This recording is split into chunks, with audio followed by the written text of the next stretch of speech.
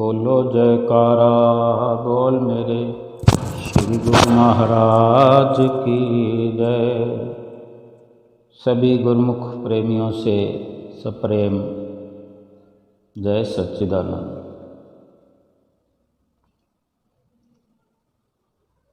इस संसार के अंदर ये जो जीवन है हम व्यतीत कर रहे हैं,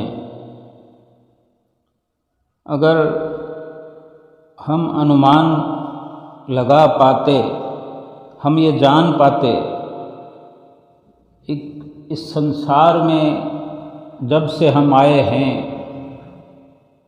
जब से पांव धरा है, कितने ही अपनापन जताने के लिए हमें चारों ओर से घेरे हुए हैं। अच्छा लगता है, लेकिन जब थोड़ा थोड़ा होश संभलते हुए हम बड़े होते हैं, शारीरिक रूप से विकास होता है, बुद्धि का भी विकास होता है, ज्ञान बढ़ता है हमारा, लौकिक ज्ञान, सामाजिक ज्ञान, स्कूल में जाकर पठन पाठन भी शुरू होता है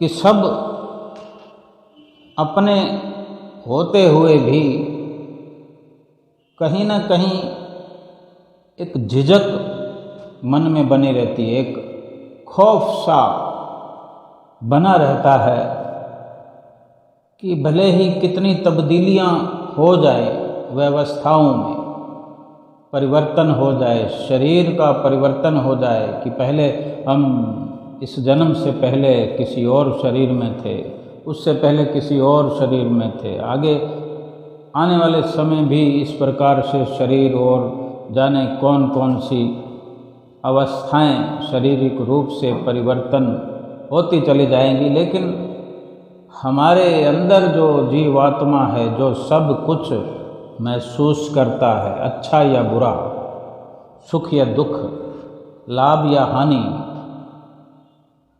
वो अंदर बैठा हुआ महसूस कर सकता है, लेकिन परिवर्तन नहीं कर सकता अपने चाहत के अनुसार, अपनी इच्छा के अनुसार जैसा करना चाहे वो स्वयं नहीं कर सकता जब तक जीव स्वयं और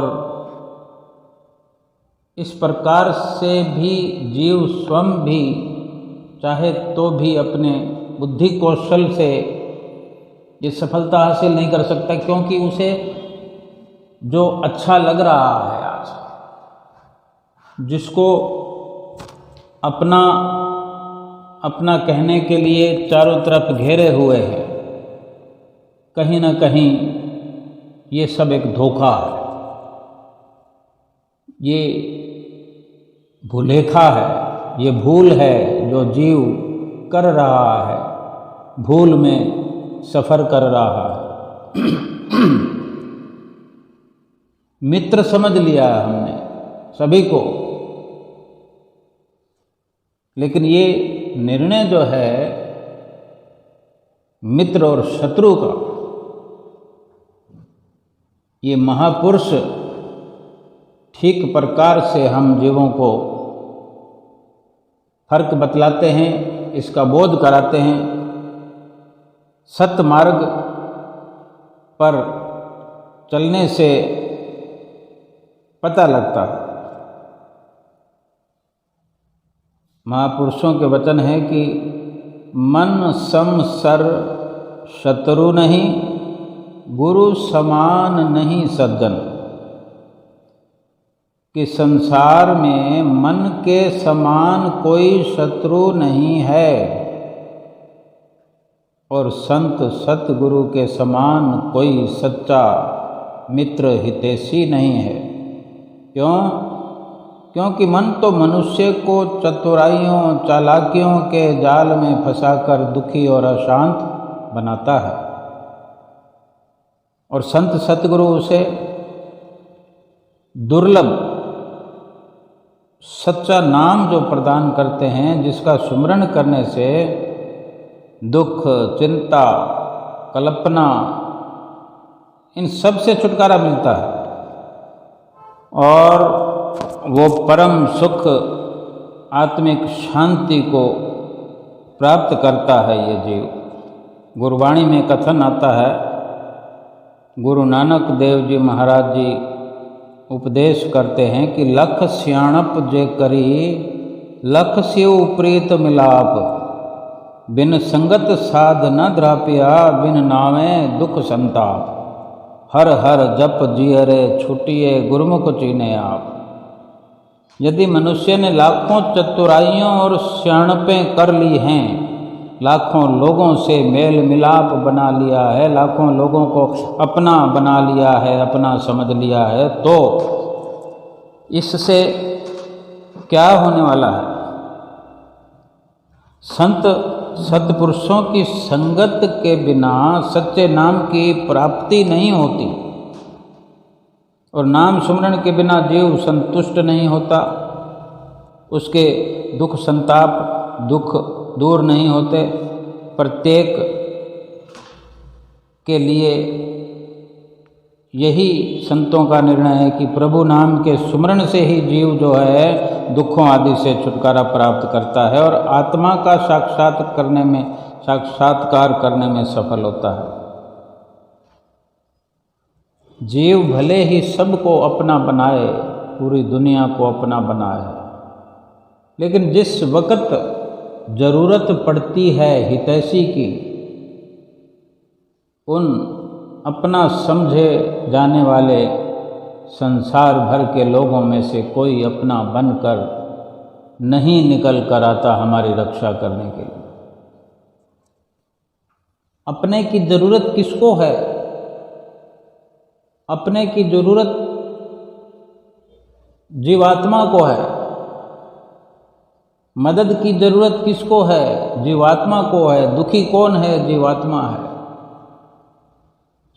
और हम जो कार्रवाइयाँ कर रहे हैं, सियाणप कर रहे हैं, चतुराइयाँ कर रहे हैं, शरीर को ऊंचा उठाने की, शरीर को सुरखुरु करने की, शरीर तो ढलता हुआ चला जाएगा, हर पल हर घड़ी मिटता हुआ चला जाएगा, विनाश की ओर बढ़ता चला जाएगा।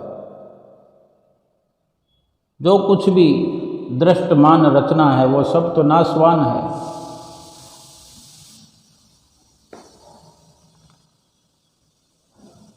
प्रभु नाम के सुमरण से छुटकारा प्राप्त होता है, अपने आप की पहचान होती है। जब अपने आप की हम पहचान करेंगे, शरीर से हटकर जब इसको हम जानेंगे कि हम शरीर नहीं वरन कुछ और है, हम जीवात्मा हैं, हम परमात्मा का एक अंश हैं, इस प्रकार से हम अपनी पहचान समझेंगे तो फिर उसके लिए खोज करने निकल पड़ेंगे। और ये सब पता संतों महापुरुषों के सत्संग में जाने से ही पता लगता है। फिर उन्हीं से ये भी पता लगता है कि फिर हमें जो इतना सब कुछ मिलते हुए संसार में कहीं ना कहीं एक कसक हमारे अंदर रहती है, जो हम हर पल कहते हैं ना, इसमें मज़ा नहीं आया, इसमें आनंद नहीं आया, अभी मन भरा नहीं, मेरा दिल खुश नहीं, मेरा मन अच्छा नहीं। तो ये संसार की व्यवस्थाएं हैं। अगर मज़ा आ भी जाए तो थोड़ी देर का, आनंद आ भी गया तो थोड़ी देर का, चाहे खाने में आए, पीने में आए, सोने में अच्छी जगह हो, ऐसी लगा हो, सुंदर सुंदर इतर फुलेल की खुशबुएं हो, मन को मोह लेने वाली। लेकिन मन इन पर मोहित होता रहता है, जीव को भी इन सांसारिक मायावी खुशबुओं में, मायावी झिलमिलों में फंसाता चला जाता है, बरगलाता रहता है और अपनी पहचान से दूर करता चला जाता है।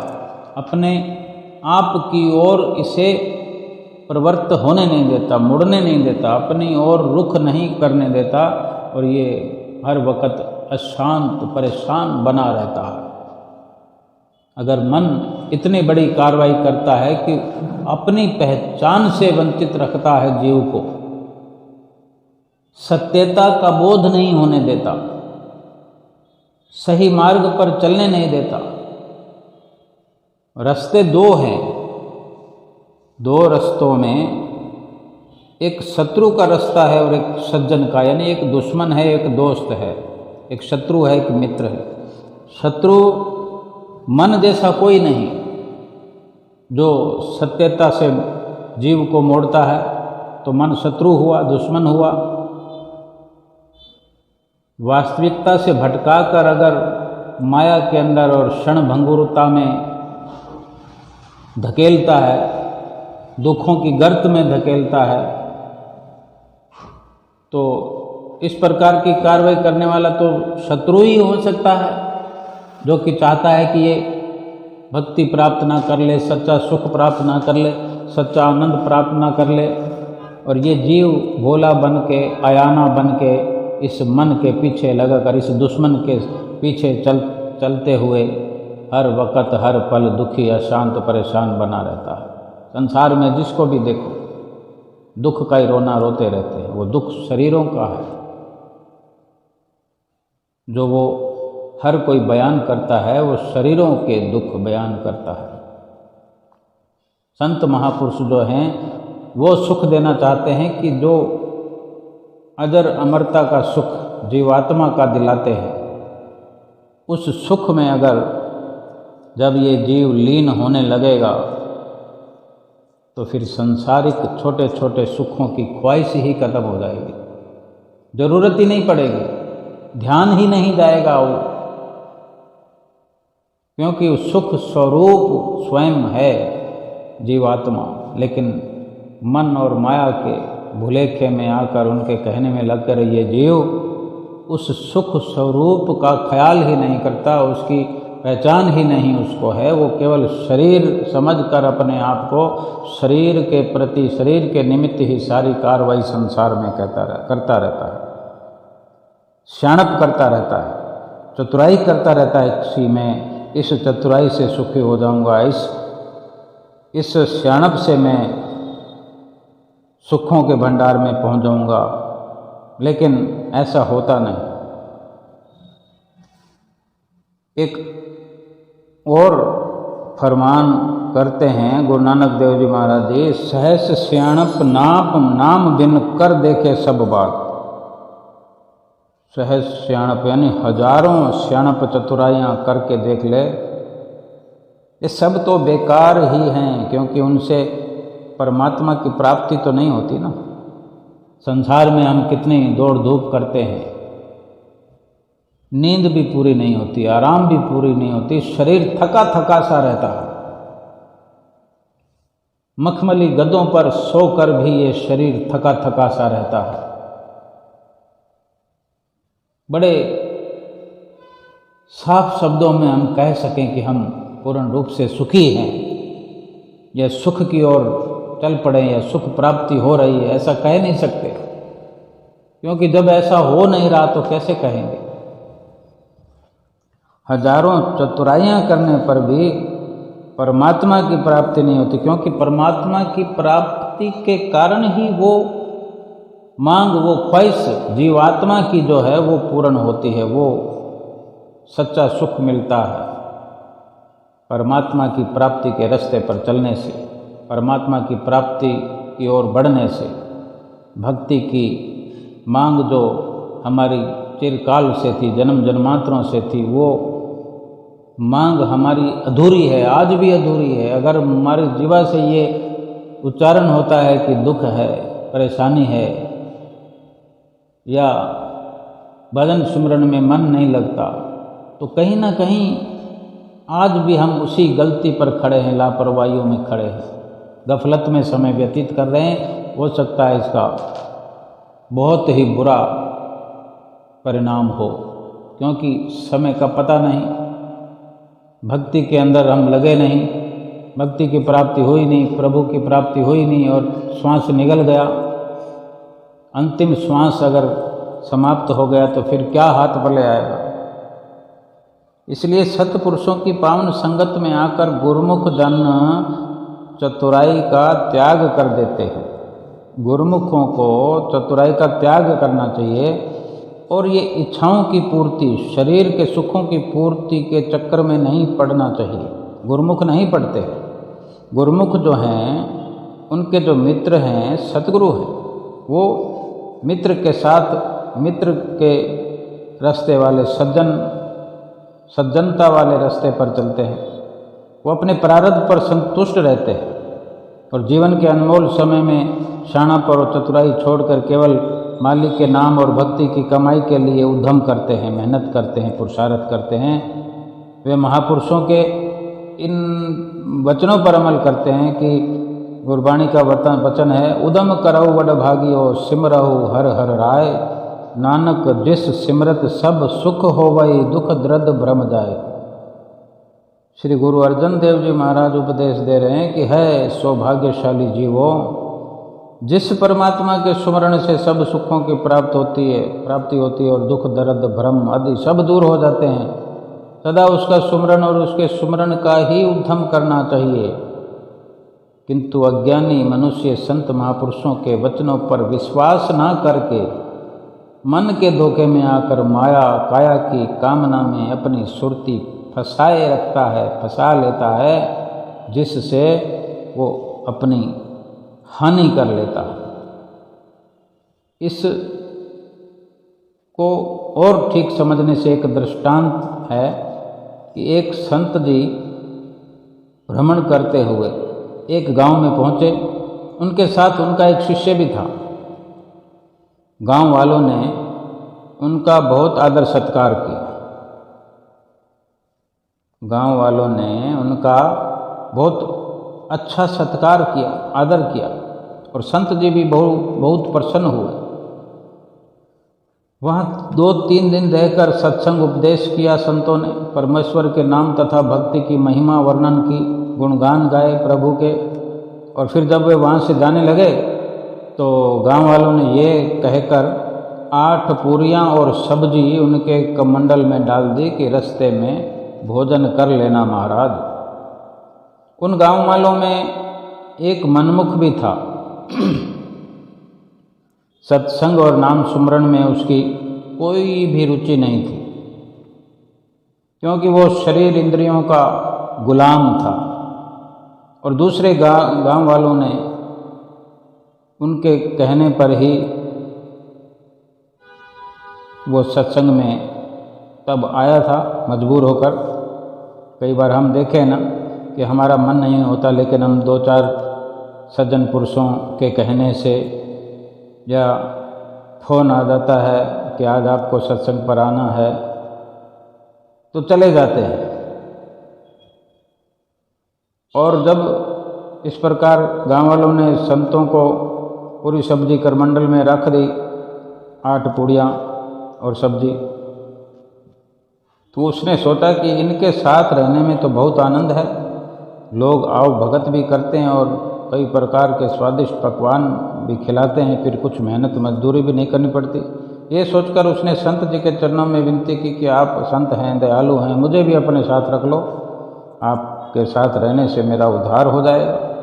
देखो, अच्छी अच्छी बातें तो हर कोई करना जानता है, लेकिन अच्छा व्यवहार भी तो होना चाहिए।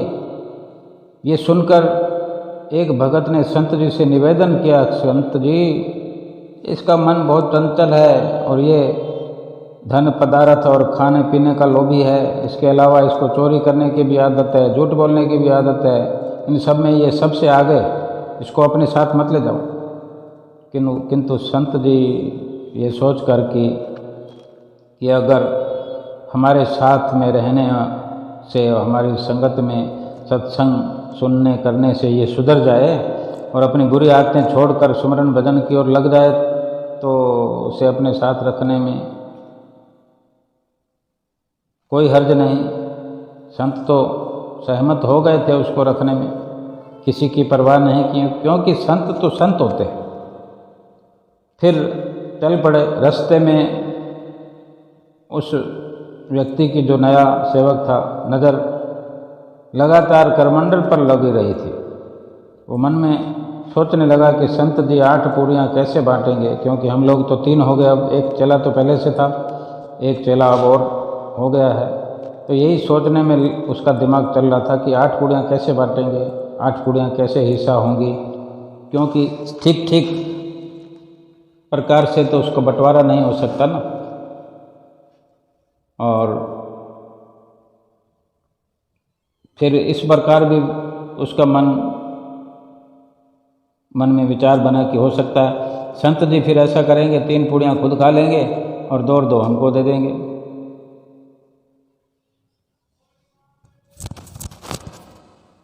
मतलब 2 नहीं, 2 मुझे दे देंगे, 3 दूसरे चेले को देंगे। 3-3 पूड़ियाँ तो ये संत और चेला खाएंगे, मेरे को 2 दे देंगे।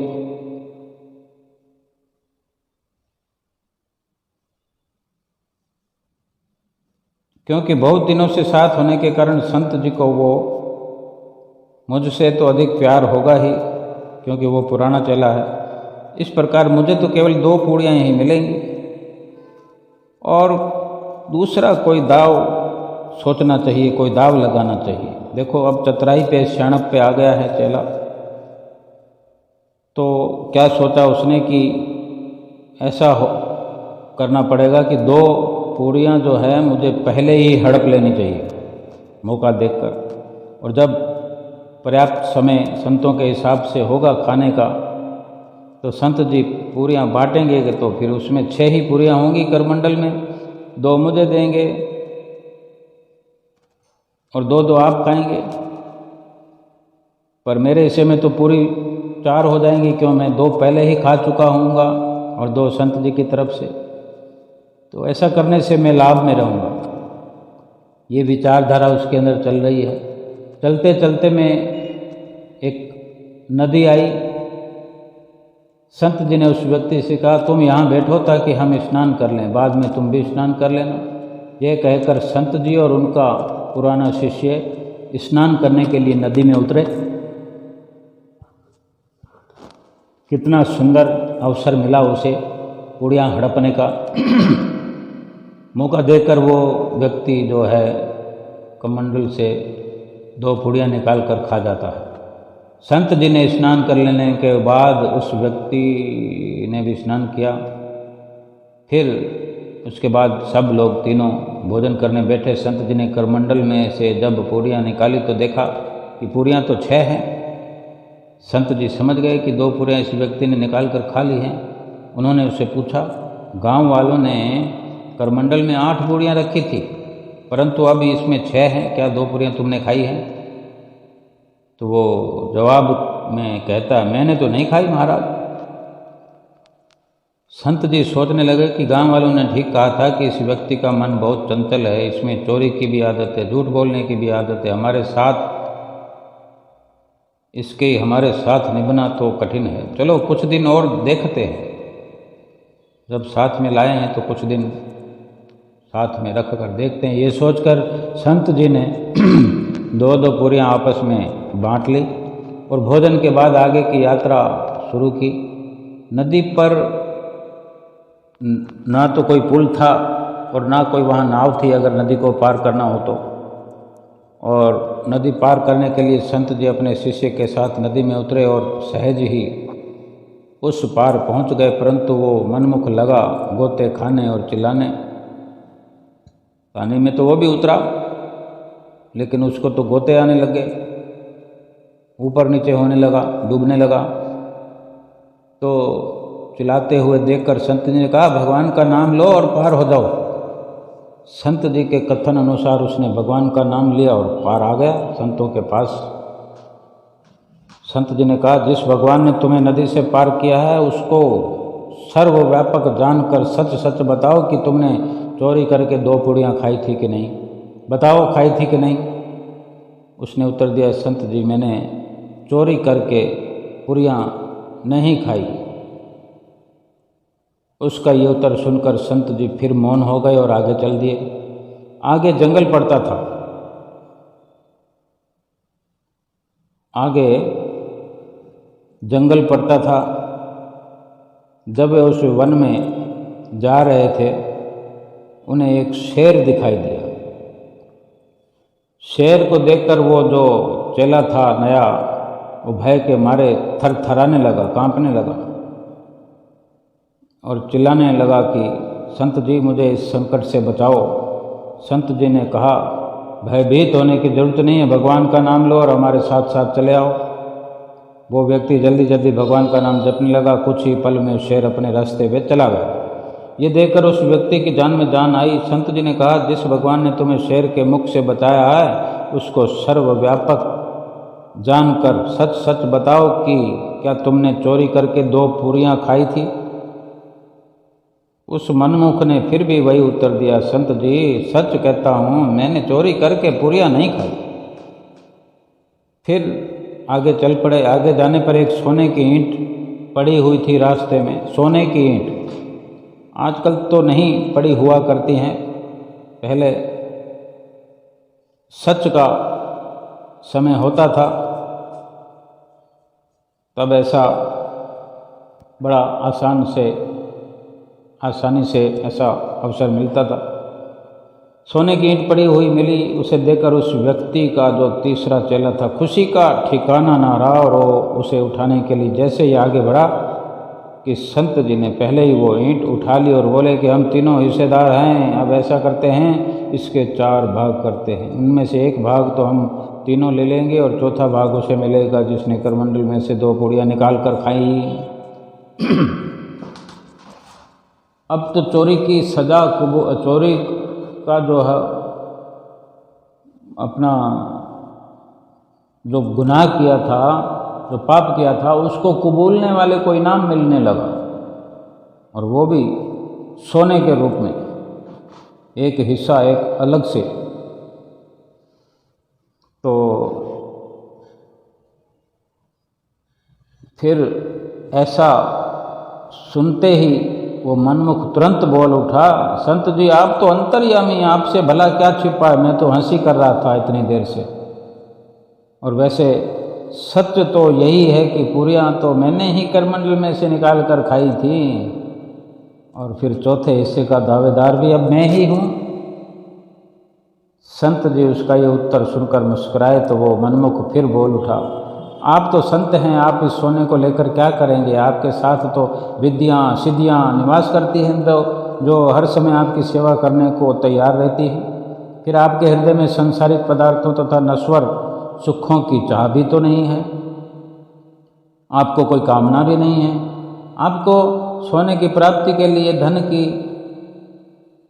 आवश्यकता तो है ही नहीं। जब आपको कुछ चाहिए नहीं तो सोना लेकर भी आप क्या करेंगे? और आपका ये शिष्य भी त्यागी है, वैरागी है, ये भी सोना लेकर क्या करेगा? किंतु मैं तो एक संसारी व्यक्ति हूँ। संसारियों के दिल में तो लाखों कामनाएं होती हैं, इच्छाएं होती हैं, जिनकी पूर्ति के लिए धन की ज़रूरत होती है। इसलिए आप कृपा करिए और ये सोने की ईंट मुझे दे दीजिए। इसको तोड़ने फोड़ने का झंझट क्यों करते हैं? मैं ये ईंट लेकर अभी से अपने गांव लौट जाऊंगा।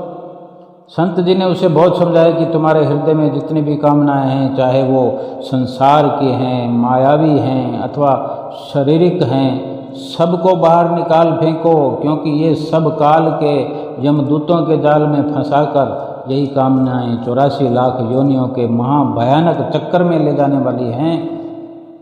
इस दुर्लभ मनुष्य देह को प्राप्त करके प्रभु नाम का स्मरण करो, जिससे तुम बार बार जन्मने और मरने के चक्कर से मुक्त हो जाओगे। छोड़ दो सब।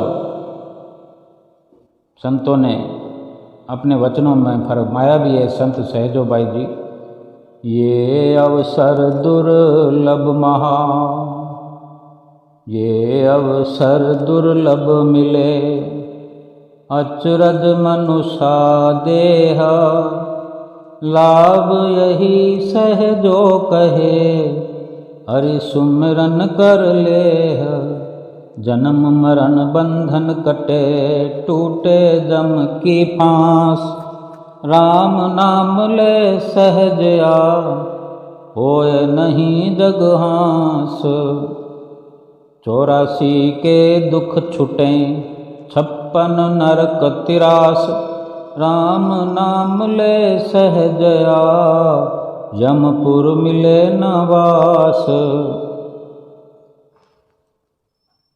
इसलिए इन कामनाओं को त्याग कर भगवान के नाम को हृदय में बसाओ जो सब दुखों, कष्टों, संकटों से बचाने वाला है, जब जन्म मरण के चक्कर से छुड़ाने वाला और लोक परलोक में सच्चा सुख प्रदान करने वाला है। मनुष्य जन्म का ये दुर्लभ अवसर इसीलिए मिला है कि इसमें जीव नाम स्मरण करे। यही जीवन का सच्चा लाभ और इस स्वर्णिम समय का सदुपयोग भी है। यदि ऐसा स्वर्णिम समय कामनाओं के चक्कर में पड़कर उन्हीं की पूर्ति में नष्ट कर दिया तो फिर से 84 लाख योनियों के चक्कर में फंसकर दुख भोगना पड़ेगा। किंतु जिस प्रकार चिकने घड़े पर पानी नहीं ठहरता, वैसे ही उस मुन्मुख के मन पर संतों के वचनों का कोई असर हुआ नहीं। ये देखकर संतों ने कहा, ठीक है, मुक्ति का मार्ग छोड़कर यदि तुम्हारा विचार काल के मुख में जाने का है, तुमने अगर यही दुश्मन के कहने पर लग करके नरक में जाने का रास्ता चुना है, तुम्हारी यही इच्छा है तो जाओ, ये सोने की ईंट तुम ले जाओ, हमें सोना लेकर करना ही क्या है। ये सुनकर मनमुख जो है वो बहुत प्रसन्न हुआ और संत जी से सोने की ईंट लेकर तुरंत उनकी ओर पीठ करते हुए भाग पड़ा तेजी से घर की ओर पग बढ़ाए और भागता हुआ जा रहा। जिस रास्ते से आया थे वही तो रास्ता वो जानता था, उसी रास्ते की तो उसने पहचान की थी। और जब उसी रास्ते पर जा रहा था तो थोड़ा पहले शेर मिला था उसको, नदी से भी उबारा था भगवान ने, तो उसी रास्ते में शेर का भी मिलना फिर से अवश्य था। वही शेर मिल गया उसको, उसे देखते ही उस पर झपटा और कुछ ही क्षणों में चीर फाड़ कर रख दिया। सोने की ईंट जहाँ संतों को मिली थी, उस मनमुख ने देखा था, अब वहाँ ना पड़ी थी तो जहाँ शेर था वहाँ पड़ी रह गई। लेकिन सोने की ईंट को उठाकर भागने वाला, खुशी में समाने वाला वो इंसान नहीं रहा। वो मिट गया सोने की ईंट पर, सोने की ईंट की ख्वाहिश में, कामनाओं में, इच्छाओं में, और सब की सब कामनाएं अपनी मन में ही लेके चला गया। जैसे खाली हाथ आया था वैसे ही खाली हाथ इस संसार से चला गया। इसलिए महापुरुष फरमाते हैं, कबीर साहब जी ने बहुत ही सुंदर वचन फरमाए हैं, दीन गवायो दुनी संग, दुनी न चाली साथ, पाँव कुल्हाड़ा मारया मूर्ख अपने हाथ। उस व्यक्ति के साथ ये सब इसलिए हुआ क्योंकि वो मन का दास था, मन का गुलाम था, मन के रास्ते पर, मन जो कि दुश्मन है, शत्रु है, इतना बड़ा शत्रु है कि जीवन से हाथ धुलवा देता है इंसानों का, और इतना ही नहीं 84 लाख योनियों में पहुंचा देता है। मन का गुलाम होने के कारण ना उसमें विवेक था, ना विचार था। यदि विचारशील होता तो वो सोचता कि सोना यदि कोई खास वस्तु होती, कोई सार होता जीवन का इस सोने में, तो संत जी पूरी की पूरी ईंट उसे देते ही क्यों। सार वस्तु तो परमात्मा का नाम है, जो संत महात्मा जगह जगह अपने मुख से उच्चारण करते फिरते हैं। जिस भगवान के नाम के सुमरण के कारण नदी से इतना आसानी से पार हो गया, जिस नाम के सुमरण से, जिस नाम को रटने से शेर भी अपना रास्ता लेकर चला गया, उसने बिल्कुल नज़दीक भी नहीं फटकने के लिए आया। बड़ी सरलता से वो शेर भी भाग गया और बड़ी सरलता से नदी पार कर ली। और नाम के अंदर तो वो ताकत है कि नदी तो क्या, भवसागर से भी बड़ी सरलता से पार हुआ जा सकता है। इस नाम के प्रताप से काल रूपी जो शेर है, यमराज रूपी जो शेर है, मृत्यु रूपी जो शेर है, वो भी अपना रास्ता छोड़कर इस जीव के लिए जो उसके प्रभु का रास्ता है उसके बीच में ना आकर के उसके वो रास्ता सुलभ कराने में मदद करते हैं। इस जीवन में तो नाम हमारे अंग संग रहकर प्रत्येक विपदा और परेशानी से बचाता ही है, पर लोक जाते समय भी जब धन संपदा तथा संसार के पदार्थ, संसार के रिश्ते, संसार के नाते, संसार के सारे अपने से लगने वाले, अपनापन जताने वाले सब के सब तो यहीं छूट जाते हैं, या फिर वो हमारे रहते ही हमारा साथ छोड़ के चले जाते हैं, या फिर हम जाते होते हैं, हम जा रहे होते हैं तो वो कोई साथ नहीं निभा सकते। तो फिर ये कैसे अपने हैं, कैसा अपनापन है ये? नाम अंग संग रहता है, इसलिए परमात्मा के धाम में मुख उज्ज्वल होता है, यही नाम मुख उज्ज्वल कराता है। इस प्रकार कामनाएं, इच्छाएं यहाँ जीव को नीच योनियों में घुमाती है, फिराती है, बहुत बड़े बड़े कष्ट देती है। वहाँ परमेश्वर का नाम जन्म मरण के चक्कर और दुखों कष्टों से मुक्ति दिलाता है, शाश्वत सुख प्रदान करता है। परमात्मा के ही नाम में अगर इतना बड़ा लाभ है तो क्यों कामनाओं के पीछे लगकर, क्यों मन की गुलामी करके अपना इतना बड़ा नुकसान हम करें? इसलिए दो रास्ते हैं जिसमें प्रभु का रास्ता, प्रभु प्राप्ति का रास्ता, भजन भक्ति का रास्ता श्रेष्ठ है। नाम का सुमरण करने में ही जीवन का सच्चा लाभ है, और नाम सुमरण में अपने इस अनमोल समय को लगाना ही वास्तव में समय का सदुपयोग है। अगर अपने कीमती समय को मालिक के नाम सुमरण में, भजन भक्ति में, सत्संग में, कीर्तन में नहीं लगाया तो समय का दुरुपयोग हो गया। जो कोई भी मन के धोखे में ना आकर के, मन का गुलाम ना बन करके महापुरुषों के वचनों पर अमल करता है, वही अपने जीवन के अनमोल समय का सदुपयोग कर सकता है। उसका लौकिक जीवन भी सुख आनंद से भरपूर हो जाता है और परलोक भी उसका संवर जाता है।